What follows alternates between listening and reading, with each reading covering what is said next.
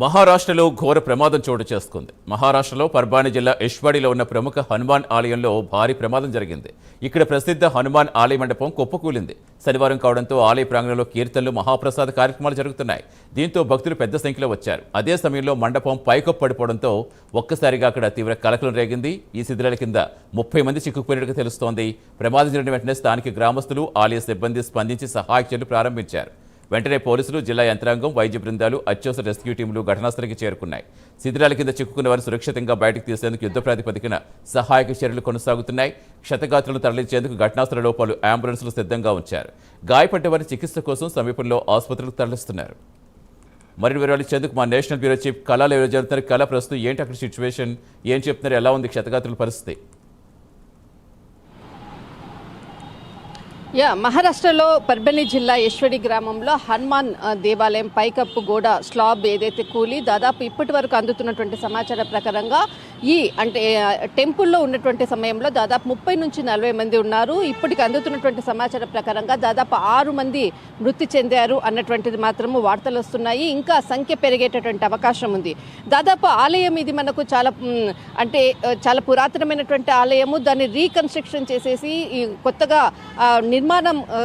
నిర్మాణం చేస్తున్నటువంటి క్రమంలోనే ఈరోజు జరిగినటువంటి ఏదైతే ఘటన అని చెప్పవచ్చు. దాదాపు శనివారం హనుమాన్ టెంపుల్ అంతా కూడా కొంత భజనలు, కీర్తనలు, ప్రసాదాలు ఉండేటటువంటి మొత్తం అంతా కూడా ఒక పండుగ వాతావరణం నెలకొన్నటువంటి సమయంలో మధ్యాహ్నం 3:30 సమయంలో నిర్మాణంలో ఉండేటటువంటి ఏదైతే స్లాబ్ కూలిపోవడంతో కింద ఉండేటటువంటి ఎవరైతే భజనలు, కీర్తనలు చేస్తున్నటువంటి అందరూ కూర్చొని చేస్తున్నారు.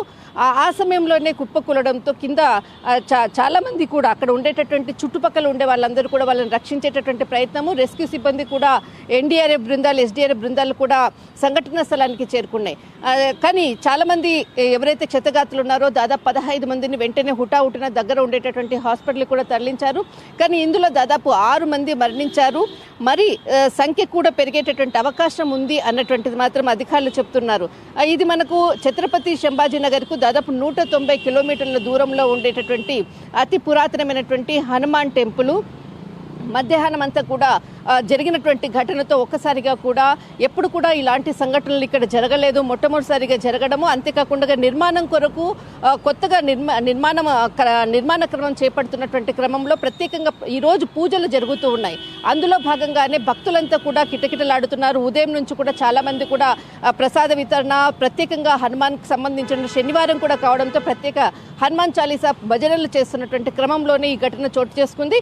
కానీ ఇప్పుడు మాత్రము అందుతున్నటువంటి సమాచారం ప్రకారం దాదాపు 20 మంది క్షతగాత్రులు ఇక్కడ ఆసుపత్రిలో దగ్గర ఉండేటటువంటి ప్రభుత్వ ఆసుపత్రిలో కూడా చేర్పించారు. కొంత సీరియస్గా ఉండేటటువంటి వారిని మరికొంత వేరే ప్రాంతాల్లో కూడా తరలిస్తున్నారు. కానీ ఇప్పటి వరకు కూడా సతీష్, ఇంతకుముందు 6 అని చెప్పాము, కానీ ఇప్పుడు 7 మంది మరణించారు అన్నటువంటిది మాత్రం వార్తలు వస్తున్నాయి. ప్రస్తుతం మాత్రము కొంత అక్కడ ఉండేటటువంటి క్షతగాత్రులు ఏ ప్రాంతానికి చెందినవారు, ఎక్కడి వారు అన్నది మాత్రం ఇంకా వివరాలు అందాల్సి ఉంది. అంటే ఆలయ మండపానికి సంబంధించి అది ఏమన్నా పాత దశలు ఏమైనా చెప్తున్నారా దానికి సంబంధించి? ఆలయం దాదాపు ఇదొకటి మనకు హనుమాన్ టెంపుల్కి సంబంధించినటువంటిది. సంభాజీనగర్ దాదాపు ఇక్కడ మహారాష్ట్రకు సంబంధించిన ఛత్రపతి సంభాజీనగర్కి 190 కిలోమీటర్ల అతి పురాతనమైనటువంటి టెంపుల్. ఆ టెంపుల్కి దగ్గరగా కొంత నూతన నిర్మాణ క్రమంని చేపడుతున్నారు. కొంత దానిని పెద్దగా ఎస్టాబ్లిష్ చేసేటటువంటి క్రమంలోనే కొంత స్లాబ్స్ వేసేసి కొంత అక్కడ కూర్చొని భజనలు చేసుకునే విధంగా కూడా వచ్చేటటువంటి భక్తులకు సౌకర్యవంతంగా కొంత ఆలయ నిర్మాణాన్ని కొంత పెద్దగా చేసేటటువంటి క్రమంలోనే ఈ కట్టడాన్ని కూడా నిర్మించారు. అయితే దాదాపు అది కన్స్ట్రక్షన్లోనే ఉంది. అందులోనే భాగంగానే ఈరోజు ప్రత్యేకంగా కూడా కొంత పూజలు కూడా చేయడంతో చాలా మంది కూడా ఉదయం నుంచి కూడా పోటెత్తినటువంటి జనం ఇక్కడ భక్తులని చెప్పవచ్చు. దాదాపు అందరూ కూడా కూర్చొని పూజ చేస్తున్నటువంటి సమయంలోనే ఈ ఘటన చోటు చేసుకుంది. కానీ క్షతగాత్రుల సంఖ్య కూడా ఎవరైతే దాదాపు వేరే ప్రాంతాల్లో కూడా వారిని అక్కడ చికిత్స కూడా అందిస్తున్నారు. కానీ ఇక్కడ గాయపడినటువంటి వారి సంఖ్య అనుకోవచ్చు. కానీ ఇప్పటి వరకు మరణించినటువంటి వారి సంఖ్య 6 అని చెప్పారు. కానీ దాదాపు కొద్దిసేపు క్రితంగా 7 మంది మృతి చెందారు అన్నటువంటిది మాత్రం వార్తలు అందుతున్నాయి. రైట్.